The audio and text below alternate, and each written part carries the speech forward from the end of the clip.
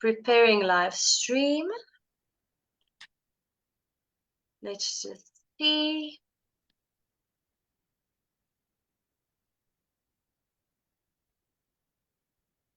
Doesn't look. Now it's telling me I do not have permission to live stream. This has never happened before. Let me try again. Okay.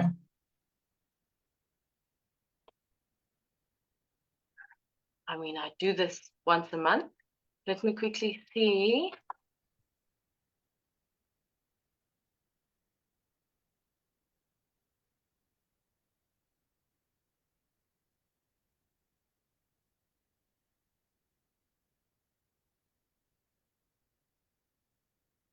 Facebook policy blocking your account. Why would that be?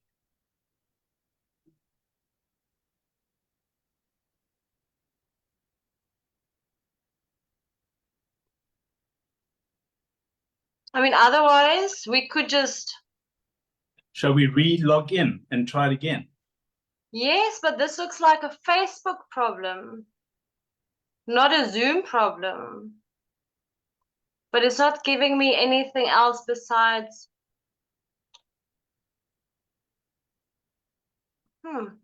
You do not have permission to live stream.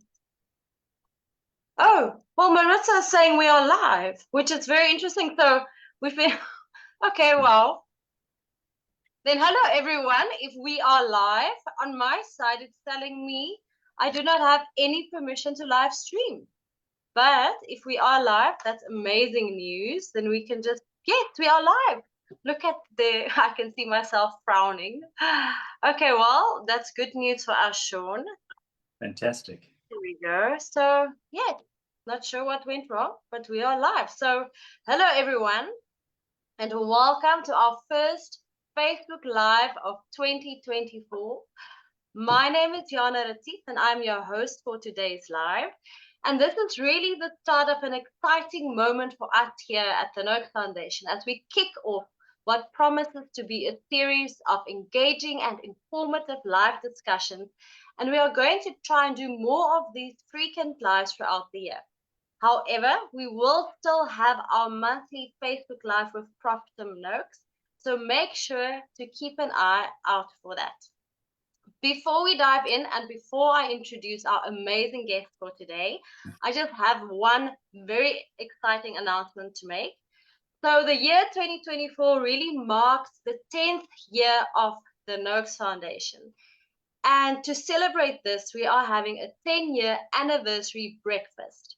And you can join us and Professor Noakes for a morning of inspiration at the Taj Hotel in Cape Town on the 18th of April from 9 a.m. to 12 p.m. And donations to secure your seat starts at 2,000 Rand per person. And this is purely to raise funds for the work of the Noakes Foundation and of Professor Tim Noakes.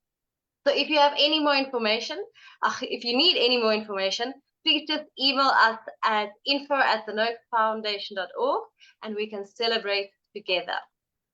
So I just quickly want to check, Sean, before I introduce you, to make sure everyone can still see us. It looks like it. I'm really not sure what happened, so I do apologize for that glitch. And yes, today we have a very special guest with us. He is not only an accomplished endurance cyclist, but also a trailblazer in the realm of nutrition and performance. He is a true pioneer of the keto and carnivore movement, especially in the cycling world, and he is currently also a lifestyle coach. He is also one of the valued ambassadors of the Noakes Foundation, and we are very happy to have him on our team. So welcome, Sean. Thank you very, very much, Jana, and it's wonderful to be here. That's really great to have you here, and I think you're the perfect person to start off this series of lives this year.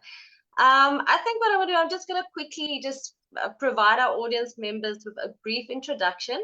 So Sean's journey into the world of nutrition and endurance training began with a profound personal experience that led him to reevaluate conventional dietary wisdom. After founding a supplement company advocating for high carbohydrate intake, Sean's perspective shifted drastically due to his own health challenges and the tragic loss of his father to cancer. He has since adopted the ketogenic diet 12 years ago, and Sean has not only transformed his health, but also shattered performance barriers previously thought impossible. From competing in races across the Jordanian desert without refueling to riding an astonishing 10 hours on rollers without food, Sean's journey is nothing short of inspirational. His dedication to pushing the boundaries of endurance while following a strict carnivore or keto diet is remarkable, and we are so excited to chat with him today and to have him share his knowledge and experience with us. So thank you, Sean. I think I'm just going to dive in with some questions I have for you. I want to ask and encourage the audience to please say hi, say hello, tell us where you're from in the comment section. And if you have any questions for Sean, you're welcome to pop it in there and we will get to them shortly. So Sean, my first question to you is, can you share a little bit more about your experience and your personal journey and what initially led to you to explore the ketogenic and carnivore diet? Well, I think the main instigator was actually all the way back in 2008, 2009, when I came to this realization that I was allergic to wheat and gluten. And so your main carbohydrate, your pastas and your breads became a no-no for me. And I think over that journey of not having that bloatedness and that the IBS and the discomfort from the wheat and the gluten, I had this natural predisposition to sort of eat less carbohydrates. And then slowly but surely, I would say the craving or the requirements to have sugar when I mention sugar, it's all forms of carbohydrates. I mention it's regardless if it's low GI or high GI. And so effectively that was the main sort of instigator in me sort of weaning myself off of carbs in its entirety. But just to add, I just want to add one thing. I've always had a deep fascination with nutrition, going back as far as 2000 when I did bodybuilding, and the profound effects on how high calories can actually build a body. The interest in nutrition started there, and the realization, and basically applying, or I'd say being aware of food and what food can do to you or for you, started there. My interest in removing the sugar out of the diet really came to fruition post the death of my father. And to put that also into perspective, into context, my family on both sides, my mother and father, have all died of cancers and cardiovascular. And instead of going to treat the symptoms, was just effectively a realization that it's the foods that we are eating that are causing this problem. And that was the journey of getting all the sugar out of my diet, to give myself a better chance than my ancestors and my family have had. Thank you for sharing that with us, Sean. I think I've told you this before, but not everyone else might know, but my own dad passed away at a very young age. I was only 12 years old. And he was, by the time he passed from a heart attack, he was very recently also diagnosed with type 2 diabetes. And I always just remember the doctors suggested that he use the fructose sugar instead of real sugar. And, all the type of recommendations, and now eating the whole bread and this and this. And, thinking back and knowing what I know now, and I mean, even Prof, he often talks about his own fathers that passed away from complication of type 2 diabetes. It's really an opportunity, to do better and live better and you know, in terms of our own nutrition and just trying to educate people around it. I want to go back. You mentioned you found out you were allergic to gluten and carbohydrates. What was the symptoms, or how did you figure that out? I think up until that point, I've never ever had a day where I was concerned about my bowel movement. I mean, I can always go back. I grew up in a typical high carbohydrate family, and the amount of complications I've had with my bowel purely from wheat and gluten is radical.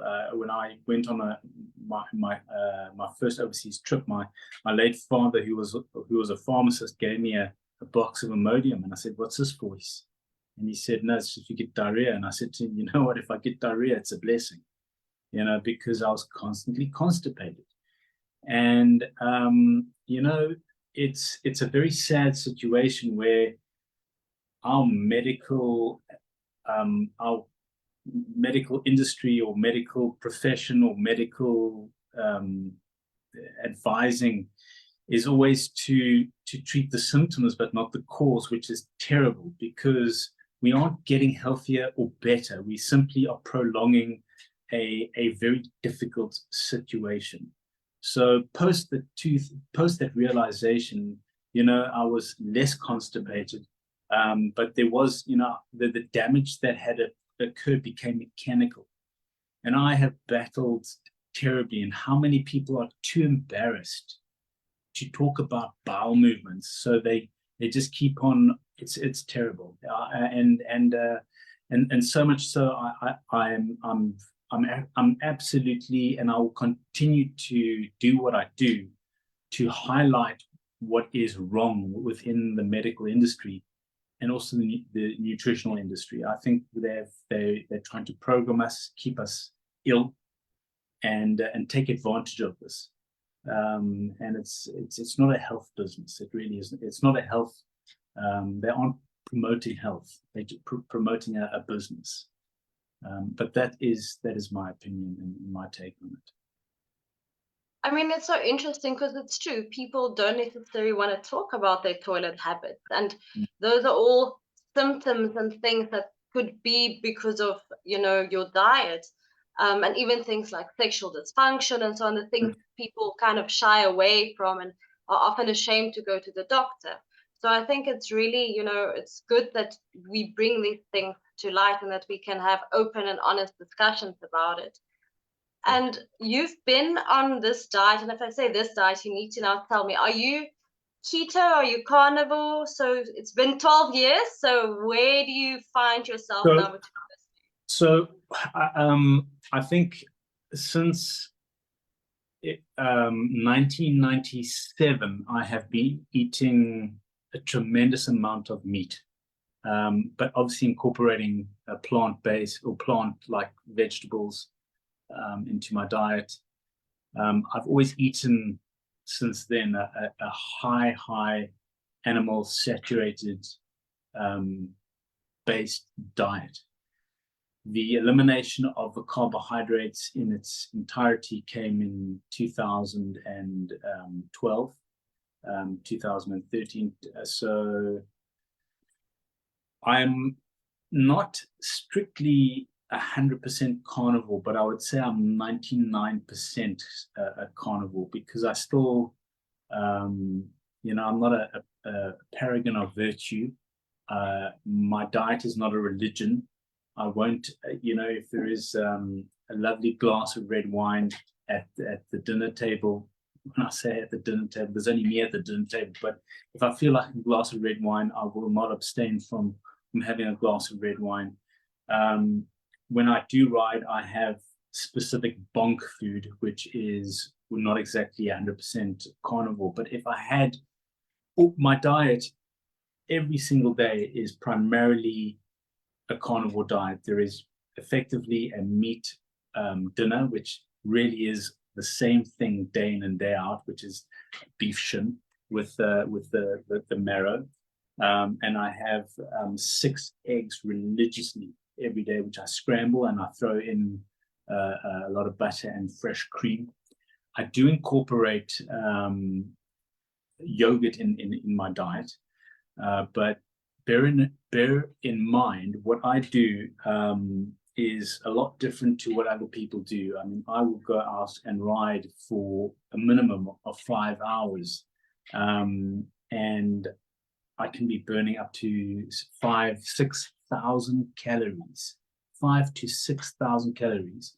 Put into that in perspective, on Sunday I did a 220 plus kilometer ride, and I burned 5,400 calories, and I'm not taking in any exogenous calories during that, just salt and water, which also brings me to the other point about limiting one's sodium. I do believe the reason why you have to limit one's sodium is if you are in a high carbohydrate or practicing a high carbohydrate diet.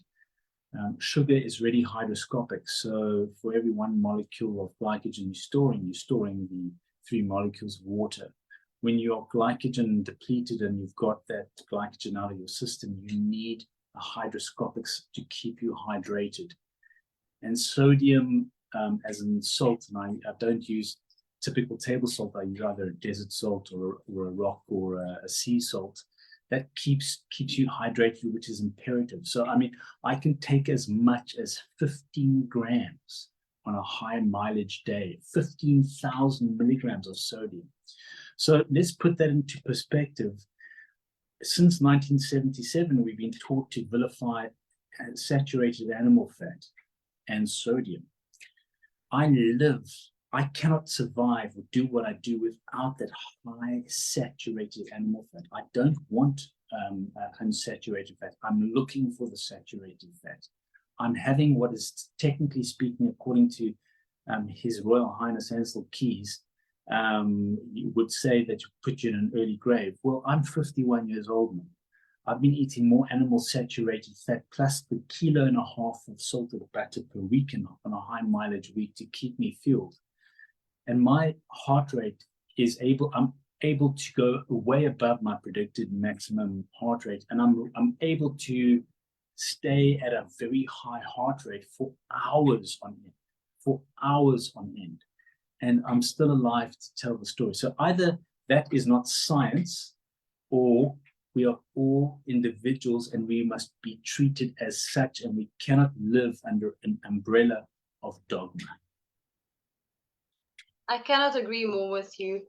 I think it's such an individualized approach that you have to take. And I mean, personally, I love experimenting, like on myself, like trying different things, doing different things.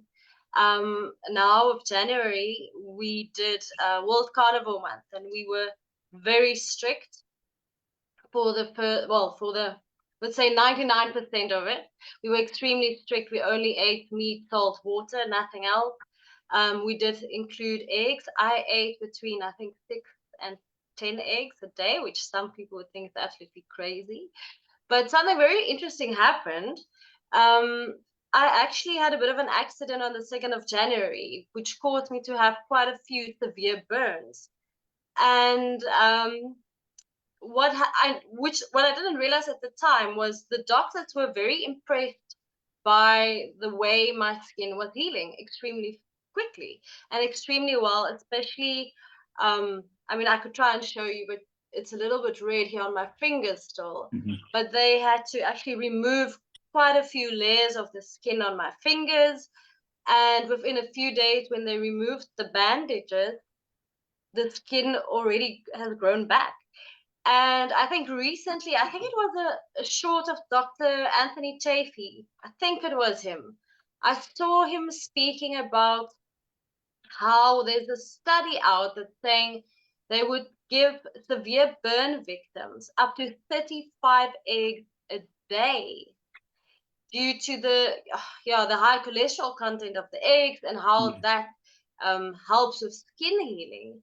And I am convinced that some way, to some extent, the diet that we were following for the month of January helped and aided in the recovery from all the burns. I 100% agree with that. It's the cholesterol is so important for the reparation of your cells, your arteries. It's paramount. It's paramount to healthy living and healthy life. And yes, and the fact that it's anyway. You spoke about bonking, and you mentioned some food that you take when you bonk. So, did you experience hypoglycemia and bonk previously before you adapt this type of lifestyle? I think you also mentioned you did a lot of like bodybuilding. And how did it change for you when you adapted to this? And then what types of bonking food would you now consume? Well, okay, so one of the very early sensations or experiences of bonking was when I was about 16. I've been cycling since I was about 15, 16.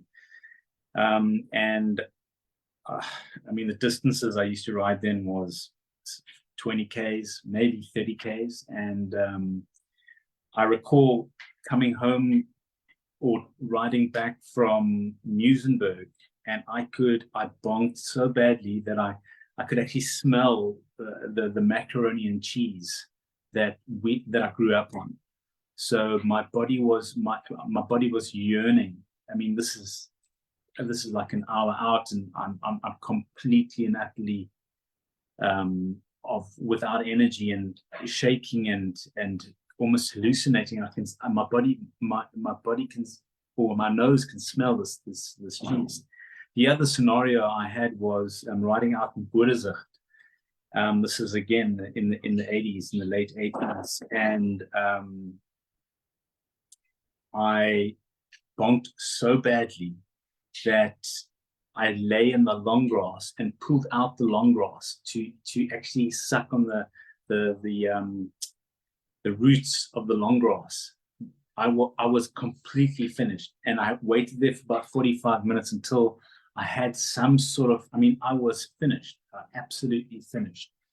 Another scenario was in 2007, I recall going for a ride, and then I went for a hike up Lion's Head with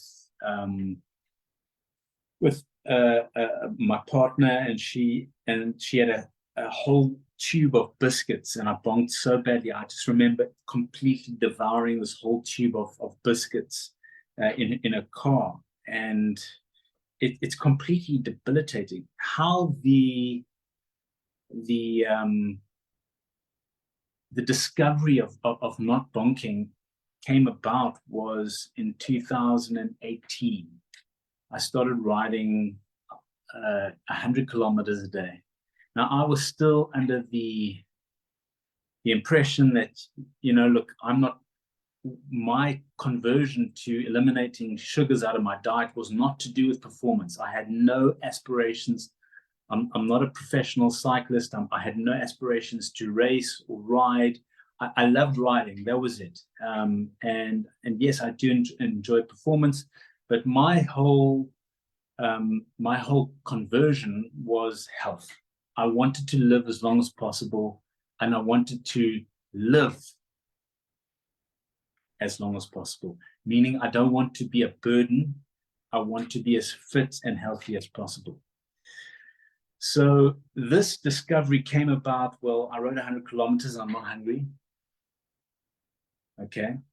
And the realization after about, say, 10 rides, I'm saying, well, I'm not actually getting low blood sugar. Well, not that I had blood sugar. Well, you do kind of create glucose in various scenarios in the system, but I just like, this is crazy. So, and of course, the crazy realization was when you switch on to a cycling channel, they will be putting their sponsorship, and a lot of the sponsorships for those channels come from the advent of carbohydrate companies, and they're saying you need carbohydrates to fuel your rides.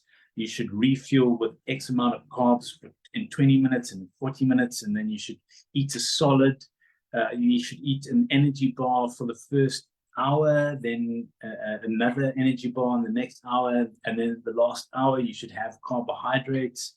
in the form of energy gels. And I'm thinking, wow, that's really interesting, because maybe it's just me, but I don't take any food with me. In fact, yeah, that there's nothing. And then it went from 100, I then started riding literally 500 kilometers a week without any carb loading, without any restoring my glycogen levels, without having to refuel every 20 minutes, 40 minutes, hour. And what also sort of dawned on me, because I only ride alone, I don't ride with other people, so there's no sort of gauge. I ride at a pace that I feel comfortable with.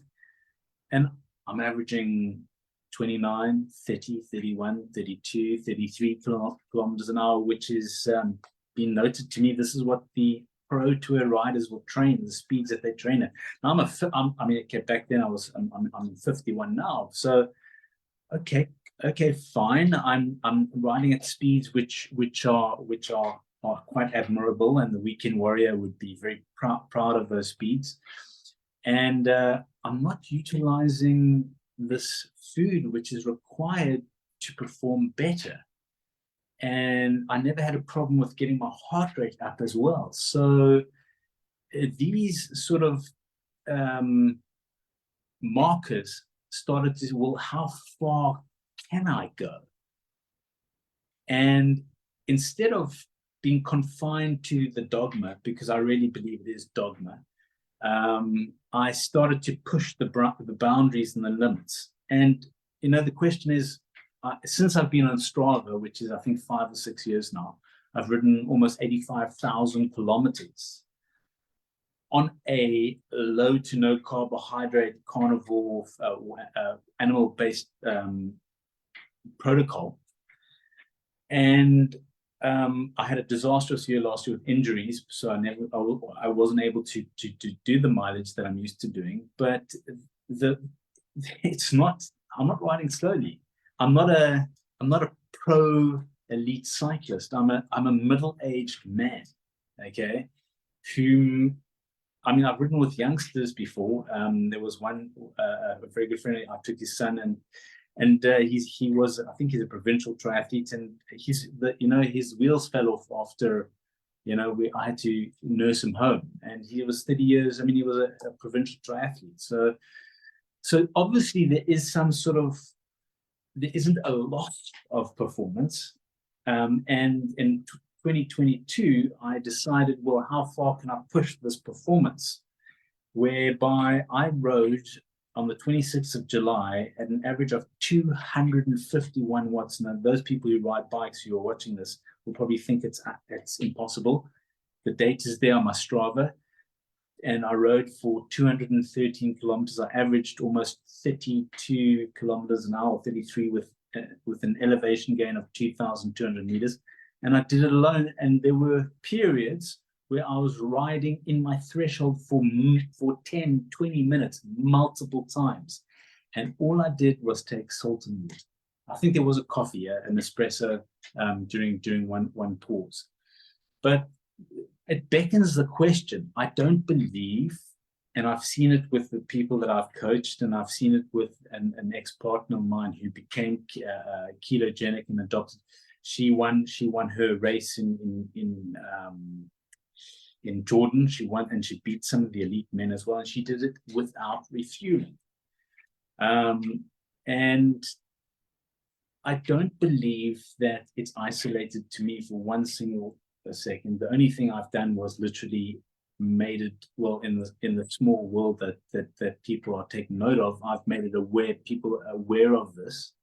I do believe it is obtainable for everyone, but I do also believe that this substance called sugar is one of the greatest hindrances for people to be productive in day-to-day lives, and also for your performance. And why I say for your performance is because it personifies consumption. It makes you so dependent on a substance that you are a slave. You are a slave to refeeding with the substance.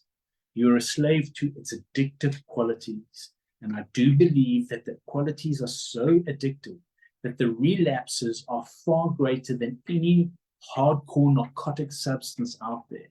Because those people who become liberated from sugar successfully find themselves back at it. And that is because of the substance. And I do believe we've been programmed and conditioned, and it's how to control you. It's all about control. So I'm sure you'll have other questions, but just to put, why do I do what I do? Well, it's more than nutrition.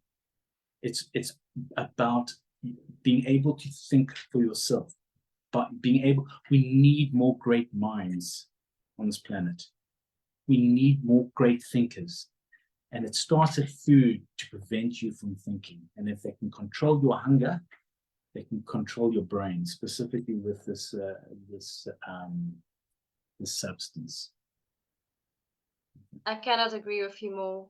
It's like you say, we need critical thinkers. We need to question, and not just accept and agree. And, just because my doctor said this or that, maybe do some of your own research. Do some experiments, cut out certain foods, see how it makes you feel. It's really remarkable, inspirational. I see we actually have a few questions. I have many more questions, so let's just quickly hop over to Facebook. We have actually, okay, so everyone is saying hi. Hello. Ryan is saying hi right at the beginning. Franco was telling us he can see us, so thank you. We had a bit of a glitch there when we started. Caroline is saying hi. And then we have a question from Jedi. From the Philippines. Oh, wow. Welcome. And they are asking, who is winning in the world of endurance sports at the moment? Athletes that are high carbers, team carbs, or athletes like you that are following a low to zero carb way of eating, team fat? And by winning, I mean who are dominating in the endurance sports world? Thanks. Well, that's actually a very good question. With regards to the endurance sports world, you've got and I can only speak about what I know. Unfortunately, I don't have a complete, comprehensive overview. I don't go and indulge in the performance sort of mainstream world. But in the ultra marathon world, you've got the likes of Michael McKnight, who is an absolute legend when it comes to ultramarathon. He holds the fastest known time for the Colorado Trail, where he ran, I think, 700 plus kilometers in 7 days.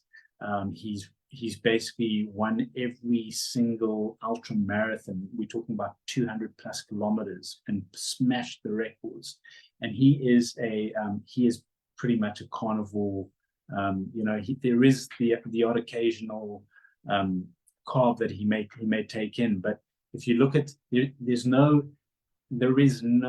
carb loading going on there. There is no traditional carb loading. It's all meat based. He takes dairy. He's a very big raw milk consumer, and the carbs that he talks about are actually in the milk. I mean, whenever I have a cappuccino, I say I'm carb loading, because of there is definitely, I know that my body does take carbs. It does utilize carbohydrate, but not in the mainstream carb. We aren't supposed to have this terrible substance, but there's carbohydrates in liver, in meat liver.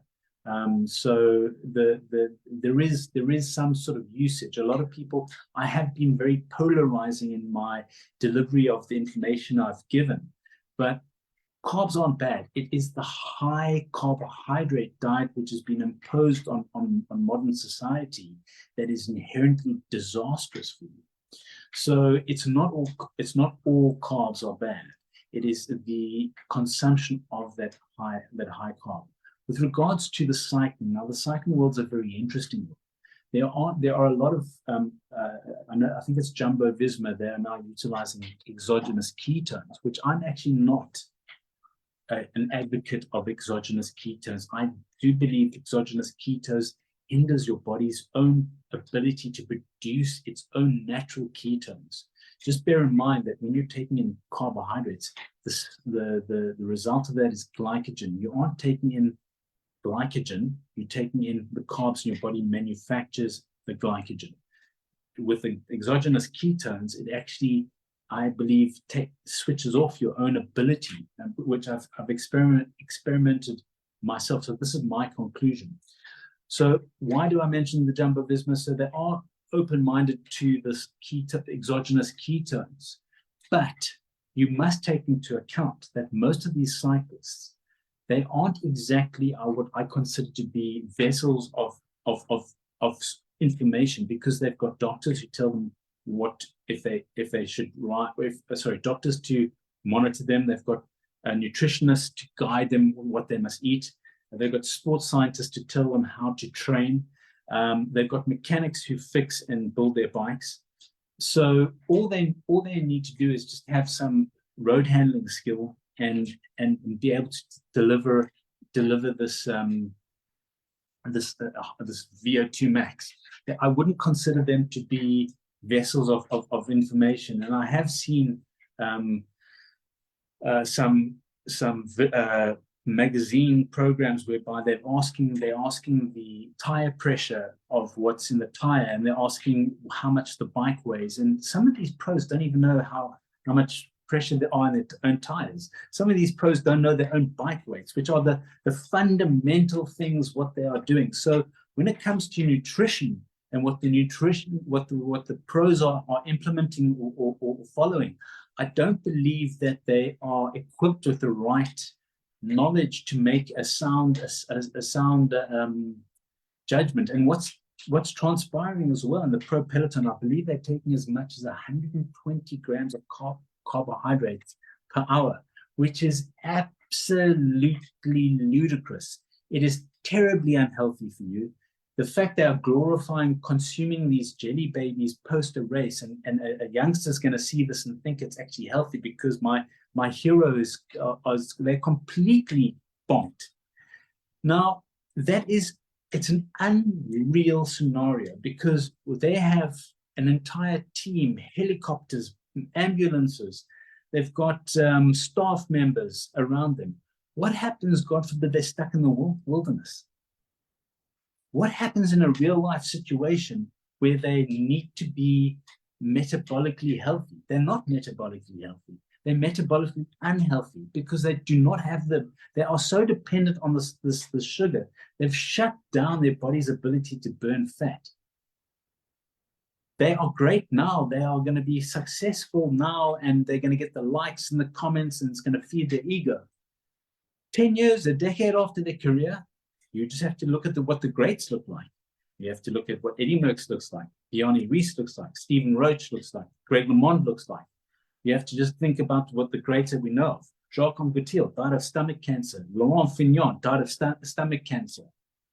And this isn't even the high-carb fraternity. They were taking carbohydrates, not to the extent that they are taking carbohydrates now. So it's just a matter of time where either I will be, Sean was talking nonsense back then, or 10 years post his career, they're going to sport the legendary double chin, the potato-shaped body, the spindle. They get the spindle arms and with the belly. These are all signs of metabolic syndrome and the onsets of pre-diabetes. Don't believe because they are lean now and they've got the builds, the body, the shape of the body has completely changed to what was in the 80s and the 90s. And this has got nothing to do with performance enhancing drugs. This has got to do with the types of foods which are being advocated. It's showing the sign is, look in front of you, you can see it. So to conclude that question, I don't believe whether they are doing it or not, it's great for performance. I believe that they are just fulfilling a requirement because those sports scientists are not willing to, or the industry is not funding the research. And of course, you need a massive a group, a pool of people to be on a proper low carb, high fat diet for years, not 6 weeks. I've never ever seen an athlete accomplish as becoming, that is nonsense. It's absolutely nonsense. So that's the conclusion to that question. Thank you for that, Sean. And yes, I definitely agree. I mean, that would be an amazing study. So if anyone wants to fund a study like that, give us a shout. I'm sure we can pull that off. I mean, that's ultimately, you know, I feel often people tend to want to say, well, where's the study? Where's the research? You know, and it's all things we already know. There's another question for you from Linda, and she is saying, my husband is training for his first Comrades Marathon. He really wants to train and compete as low carb as possible. What are the best alternatives to sugar and gels for before and during training runs? He already prioritizes a lot of animal protein and fat in his diet. He's a ketovore, but he finds he needs that glucose surge during longer runs. And he can consume things like dates and honey in his instance? In summary, what are the strategies for competing at this level for someone who wants to achieve it while as low carb as possible? Thank you. So, firstly, you know, if somebody who is practicing a low carb diet and wants to implement carbohydrates, say towards the end of an event, I'm all for it. If it works for that individual, then fantastic. So yes, you can take, you know, if dates work well, if honey works well, just bear in mind that dates does have some sort of residue. I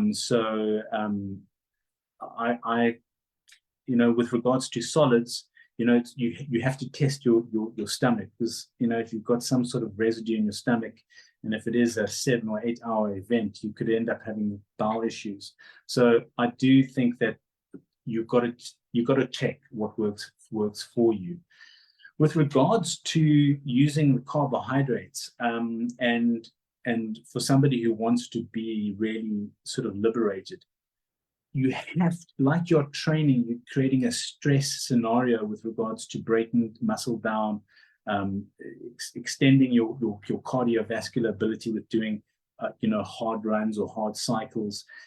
You've got to train to be less dependent on that carbohydrate. So every time you're taking in a carbohydrate substance or a glucose substance, and you have that history of being a high carb person. So let's put it into perspective. If you've been following a high carb diet up until the age of 35, now you want to be a low carb person. Bearing in mind your body wants that sugar. So the more you keep on giving it a little bit, it's like going 3 steps forward, but 4 steps backwards. You aren't really advancing, in my opinion. You've got to really stretch the limits. And how I suggest people do that is to find a very good circuit if you're running close to home, just in case the wheels completely fall off.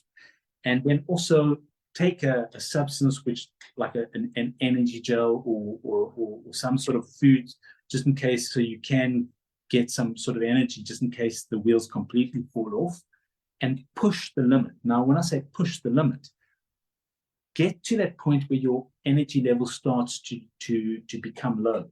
A lot of people, in fact, the majority of people, just rush to the food immediately, because it's actually a very scary situation. You literally become, still to this day, when it happens to me, and it does happen to me, I still thinking, okay, great, I've got my bong food with me. But I push it. And when I say push it, I will soft pedal, I'll keep on going, but not push so hard. And then I'll drink, and I'll make sure that I've got salts coming into me. And then all of a sudden, it's like the engine starts to rev up again. And that's where you want to, that's the sign where you know you are becoming more and more adapted and more efficient in actually creating that internal energy. So that's my advice to you, is have that emergency food. But if you're training, push that limit. Now, if you are going to be a low carb all the time, wanting food, your meats, hard boil an egg, put it in crush it in some tin foil, put it with some salt. Obviously, you want water when you're going to be taken, because it can be quite a problem if you're breathing heavily and you're eating a hard boiled egg. But these are the kinds of foods that you're going to want to take with you.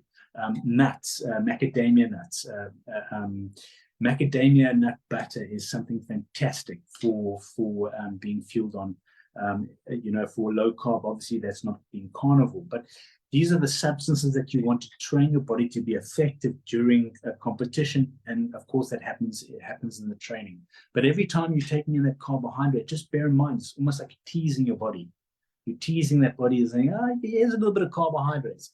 And I don't believe you need carbohydrates to exist. It's the last source. This conversation can go forever, but the hierarchy of food is basically, if we look to the nature, we look to the wild, the hardest food to get is the highest nutrient and the highest value of giving you energy and the healthiest food. And that would be the animal that you have to hunt and kill. The easiest food is going to be the leaf that you pick off the tree. So my point is that's where you pitch at. So that is your hierarchy of what food is going to be the best for you. Next question. Thanks, Sean. It's so interesting. The next question is from Galeo, also from the Philippines, 50-year-old on carnivore diet, plan to run an ultra. How is your advice for carb intake per hour? I've heard 20 grams per hour would be enough, plus electrolytes. And any electrolyte supplement you would recommend? By the way, I'm a diabetic in remission for 5 years now. I would not be taking carbohydrates if you're diabetic in remission. That's my personal opinion. I'm not a doctor, but I'm sure that Prof. Noakes would agree. I wouldn't afford my body the substance which caused the problem to come into the system. I would once again try and heal the body, and the body has a wonderful mechanism, and that could be done through autophagy, and just basically slowly but surely diminish the dependence on the carbohydrates. Once again, that I do believe that's a very much an individualistic scenario, and I would suggest that you should try it out, see how far you can go without ingesting the carbohydrate. The thing about carbohydrates, and if you're solely functioning on carbohydrates and you are a carb burner, once you bonk, you bonk. It's game over. It's literally, get the Uber, get my partner to come collect me, or, just wait, eat a meal and wait 2-3 hours. But the race is essentially over for you. With a fat burner, you can have a low energy, but it kicks back in, and you almost like bomb proof. I'm not saying it's not. Don't get surprised if you do bomb. With regards to the electrolyte, the electrolyte supplement, I'm very cautious of electrolyte supplements, because most of these electrolyte supplements actually have hidden sugars in the forms of dextrose, maltodextrins, and fructose to help with the sweetening. They call it sugarless or sugar-free because they don't have sucrose in it. So always check the ingredients. Don't just look at the label and the catch label and then think it's okay for you. Always check what's behind it, because as soon as you start to put that sugar into your system, regardless if it's low GI or high GI, it's going to be insulinemic. You don't want an insulin spike if you specifically are a fat burner, because the insulin is going to switch off your body's ability to burn your endogenous fat. So my best advice, or what I use, is salt, is a desert salt. Okay, you buy it in the supermarket. Okay, if they're out of the desert salt, my next stop will be a rock salt or a Himalayan rock salt, because I like the multi-mineral what it gives. And this is a natural product. And when people talk about, well, how much salt do you use? How much electrolytes do you use? I'm not a robot. I'm not a robot. When do you eat? How much do you eat? I eat when I'm hungry. when I feel I eat slowly, and when I feel like I'm full, I stop eating. You know, that's how it should be. It shouldn't be check the watch. It's 9 o'clock, I need to eat. It's 11 o'clock, I need to have my apple. We're being programmed. Breathing air and consuming food to survive and get nutrients is the most natural thing a human being can do. When somebody prescribes how you should do it, there's something very wrong with what you are consuming. Okay. Next question. Thank you for that, Sean. We've got a couple of more questions, so let's get onto them. The next one is from Wanda. Been on keto since 2018 and veered more towards carnivore around 2021. What's your position about the MAF approach to long endurance training and conditioning? How best can I adapt it to my carnivore way of living? I do long distance running, have completed 18 comrades. Wow. My first carb-free salt and water comrades was in 2019 and was a resounding success. I now know you don't need carbs. So, sorry, what's the question there? And also MAF. What's your MAF approach? I'm not sure what that is. Do you know what that is? MAF approach. No. Well, maybe wonder if you still tuned in, if you can just let us know in the comments what that abbreviation stands for. But I mean, that is just amazing, incredible. Yeah. If you listen, if you can do that, I mean, if you're able to do that, achieve that, doing that comrades on salt and water, it's a home run.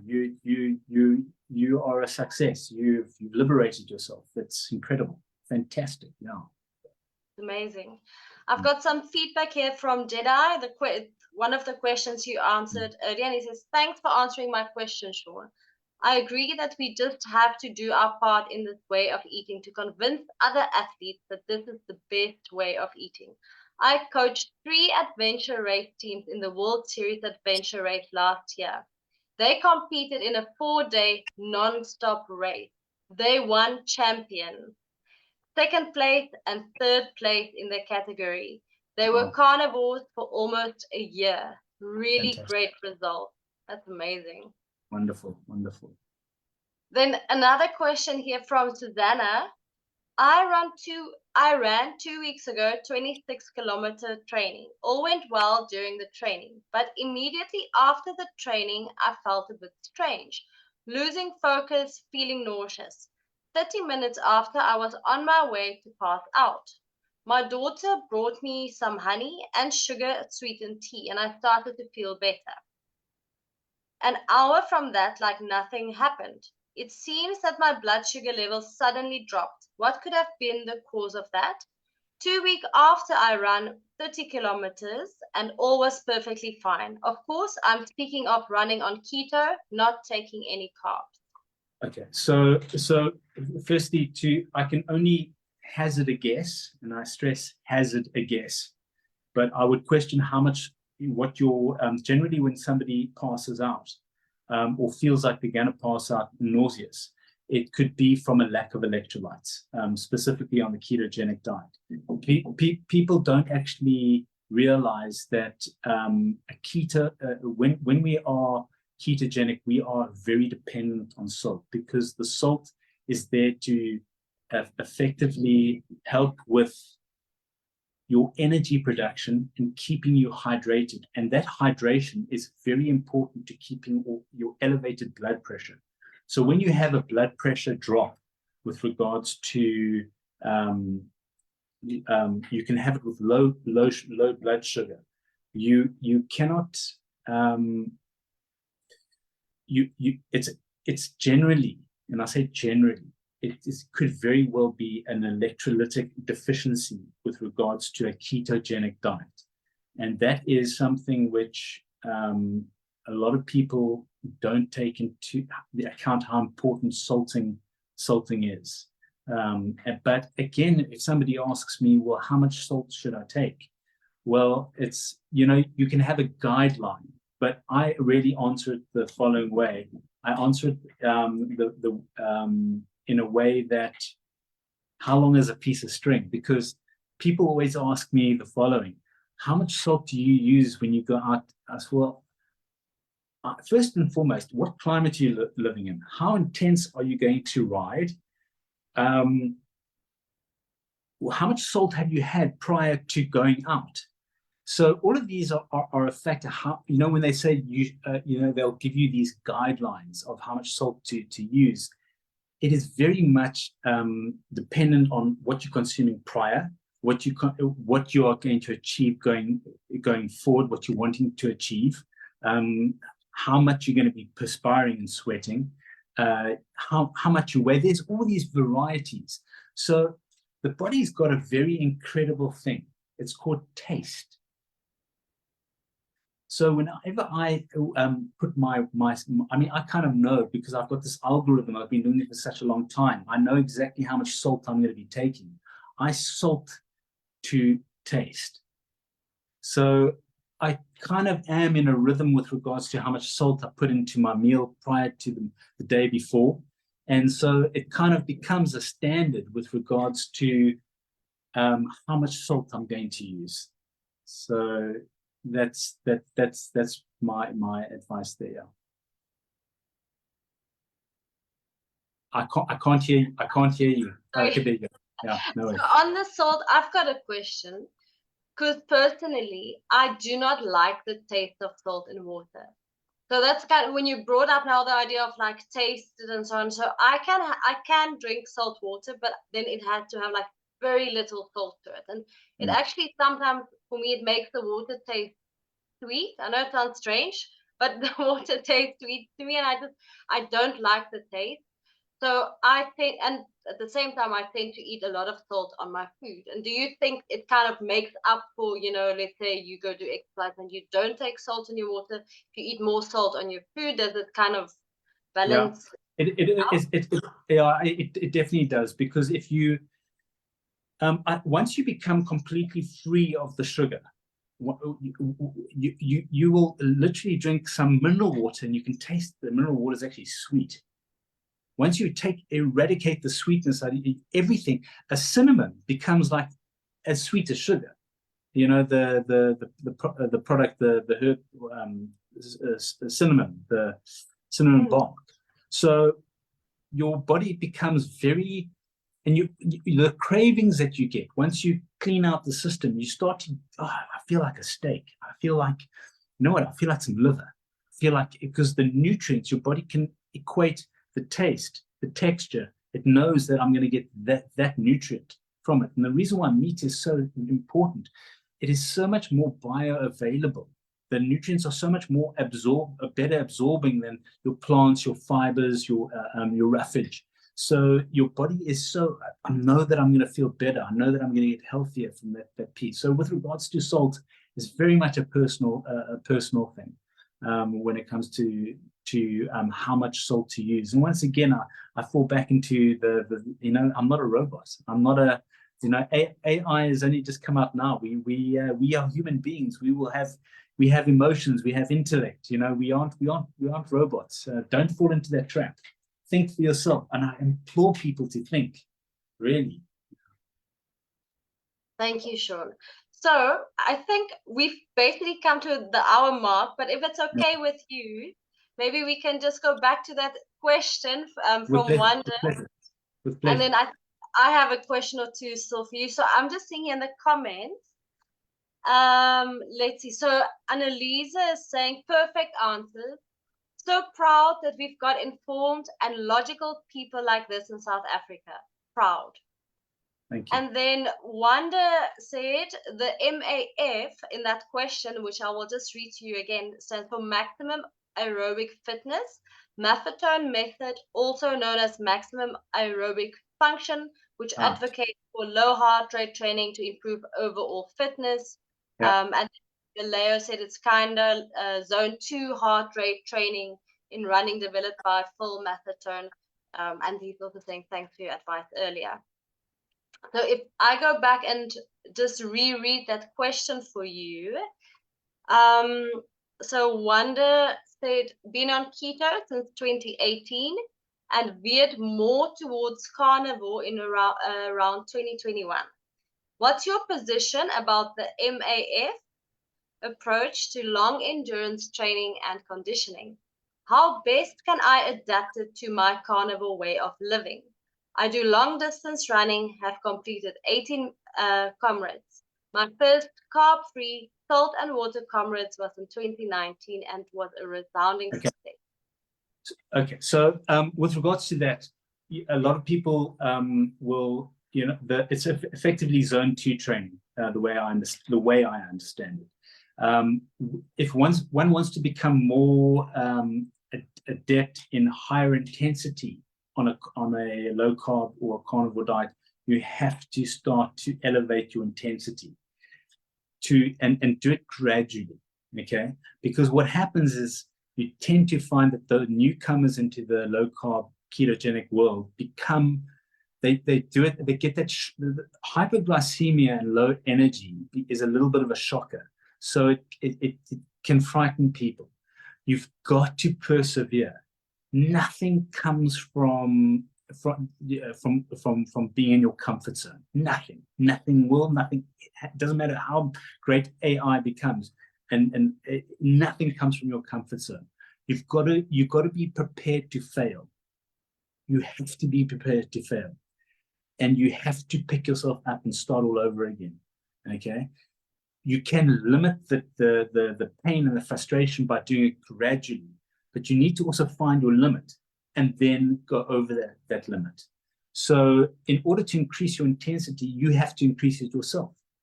And you have to be brave about not taking the carbohydrate to do it, because your cells have to adapt.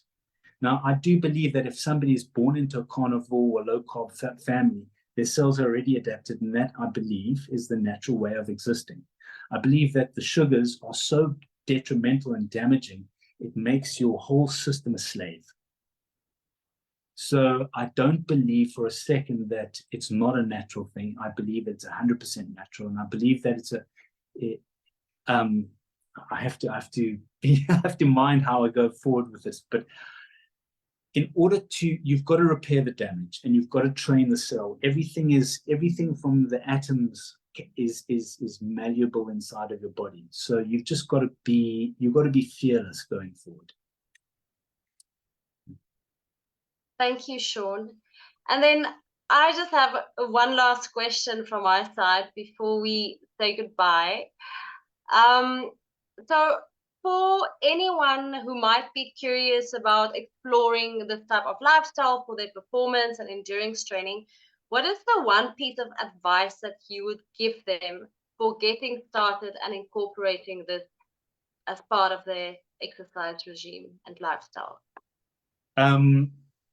From a training perspective, you've got to I think from any perspective, you've got to, as I mentioned before, you've got to be fearless going forward. When you are just doing it just to live from day to day, and you for instance, you can't sleep, then don't sleep. Don't get anxious about it. Don't fight it. Allow your body to rest easy into it. With regards to adapting for physical and athletic ability, find a place which is close to home. If you're running, find a racetrack. If you hit that wall, don't just rush to get the food. Rush to get some salt. Rush to hydrate. See how you feel, and then progress from there. When I say progress from there, wait. Just wait. Wait 10 minutes, and you're still not right, wait another 10 minutes. If you're still not right, wait another 10 minutes. And then maybe if it's not right, then ingest some form of fuel. The last point of advice, which I give to everyone: food is not entertainment. Food is here for 2 reasons, and 2 reasons only. 1, to provide nutrients. 2, to give you energy. If you can approach food from that, and if you don't have to worry about, obviously you don't want to eat with your mouth open, but you don't need a knife and fork to eat. You need to eat the right foods and get it into your system. Okay? Food is there, once again, for those 2 reasons. When you approach food like that, your life will change. Okay. And thank you very much. And listen, I'm happy to come on again. So if you want me back on, with pleasure. With pleasure. I think definitely, because I mean, this was a wonderful, engaging session. Really enjoyed the questions from all of our audience members. And for me, kind of what really stood out now, we said food is not for entertainment. I was having this exact thought or something similar. You really just, the way you articulated now, kind of just light bulb. Because yesterday I was just, it was Valentine's Day.